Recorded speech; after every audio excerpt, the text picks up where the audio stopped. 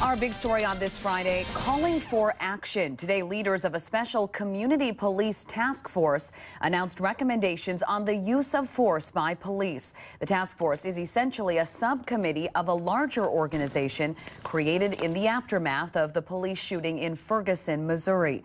The task force was formed shortly after the death of Madison teen Tony Robinson last spring.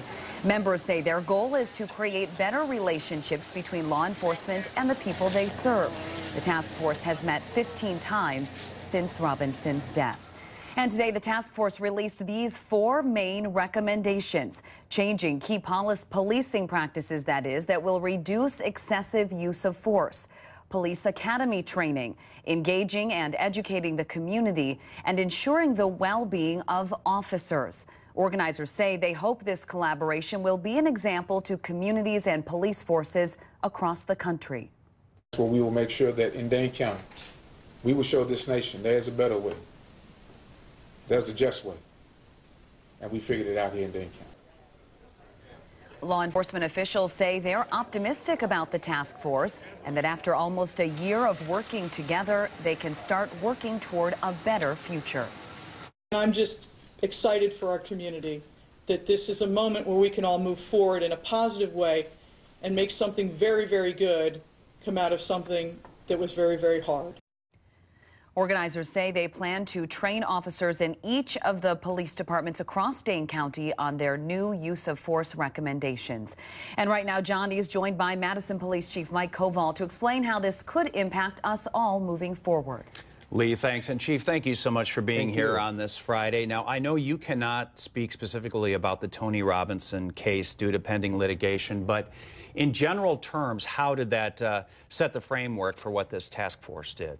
Well, the group had already been pretty much engaged well before it, but I think we would all have been naive to assume that with the passing of Tony Robinson, there was a new sense of rededication to the mission, the force, and a sense of urgency that we wanted to do something that was special and that was collaborative with community. So walk us through the process. How did they come up with these specific 4 recommendations? I think that those represent areas that are perhaps the most contentious and the least amount of information is known or has been shared historically between the police culture and those who observe us, the citizens. And so I think in that sense, those are highly volatile issues that have a lot of room for mutual understanding and to make improvements. So reducing excessive use of force, police academy training, engaging and educating the community, and ensuring the well-being of officers. That's a lot there, but it is. In general terms, how do you plan on implementing this now? Well, to be sure, a lot of these things have already been put in place, or there's a framework or an outline for it. Dane County law enforcement, quite frankly, is ahead of the game in many of these domains. But in terms of the more contentious issues, use of lasers, things like tasers and things like that, I think those are the issues where we start to now have sort of an advanced discussion introspectively with our own agencies, and also look at what is trending nationally through the Police Executive Research Foundation, International Association of Police, and of course, Obama's 21st Century Policing. Everybody has some guidelines. There's a lot to synthesize right now. Do you have an idea, Chief, of what this will cost the taxpayers? Will it cost additional money? Are you going to be asking for more money to implement these? I'm always asking for more. Anyway, but in a grander sense, it will require more money from the state, because one of the big tenets of these findings is that we expand and look at other topical areas of subject matter, that we can expand our training in terms of professional communications, de-escalation, crisis intervention, and that will require more hourly requirements, which means more staffing needs.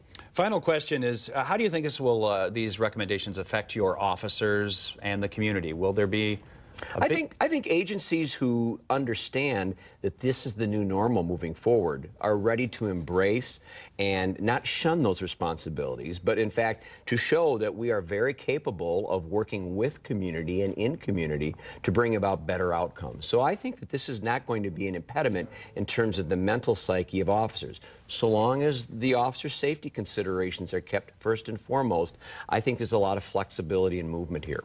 Madison Police Chief Mike Koval, thank you so much for being here. We appreciate it. Thank you.